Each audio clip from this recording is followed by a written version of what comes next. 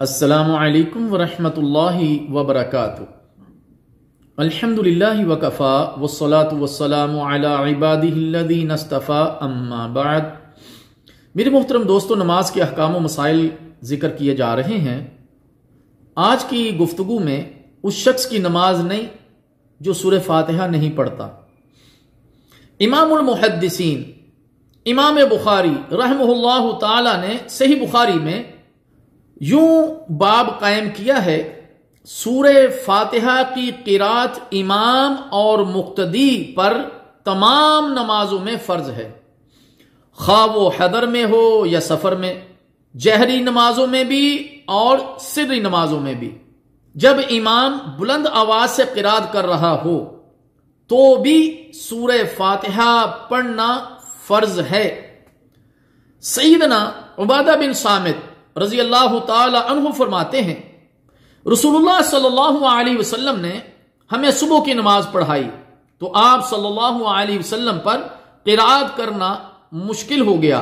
جب آپ نماز سے فارغ ہوئے تو فرمایا، میرا خیال ہے کہ تم اپنے امام کے پیچھے قرات کرتے ہو۔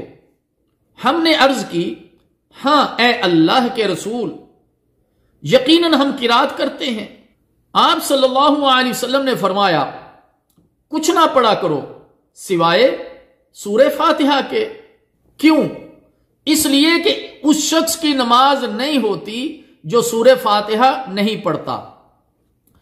سورہ فاتحہ کی مزید تفصیل انشاءاللہ مقتدیوں کے مسائل میں ہم انشاءاللہ اس کو ذکر کریں گے۔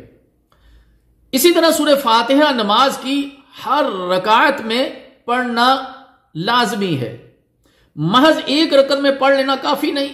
رسول اللہ صلی اللہ علیہ وسلم نے ایک شخص کو نماز کا طریقہ بتاتے ہوئے فرمایا، اذا استقبلت القبلة فکبر ثم اقرأ بأم القرآن ثم اقرأ بما شئت ثم اصنع ذلك في كل ركعة۔ مسند احمد، صحیح ابن حبان۔ جب قبلے کی طرف رخ ہو جائے تو تکبیر یعنی تحریمہ کہہ پھر سورہ فاتحہ پڑھ، پھر جو تو پڑھنا چاہتا ہے پڑھ، پھر یہ کام نماز کی ہر رکعت کے اندر دوہرا۔ اسی طرح ہر آیت الگ الگ اور ٹھہر ٹھہر کر پڑھنا چاہیے۔ بی بی سیدہ ام سلمہ رضی اللہ تعالی عنہ فرماتی ہیں، یقطع قراءتہ آیتا آیہ۔ سنن ابی داؤد۔ رسول اللہ صلی اللہ علیہ وسلم ہر آیت کو جدا جدا کر کے پڑھتے تھے۔ بعض لوگ قرات کرتے ہوئے دو دو تین تین آیات کو ملا کر ایک سانس میں پڑھتے ہیں۔ انہیں یہ جو حدیث بیان کی گئی ہے اس پر غور کرنا چاہیے۔ اسی طرح سورہ فاتحہ کے اختتام پر آمین کہیں۔ رسول اللہ صلی اللہ علیہ وسلم نے فرمایا، اذا قال الامام غیر المغضوب علیہم ولا الضالین فقولوا آمین۔ صحیح بخاری۔ جب امام غیر المغضوب علیہم ولا الضالین کہے تو تم کہو آمین۔ جماعت میں امام بلند آواز سے قرات کر رہا ہو تو امام اور مقتدیوں کو بھی بلند آواز سے آمین کہنی چاہیے۔ اس کی تفصیل ہم انشاءاللہ تعالی مقتدیوں کے فرائض میں ذکر کریں گے۔ اسی طرح فاتحہ کے بعد جو سورت پڑھنا چاہے وہ پڑھے۔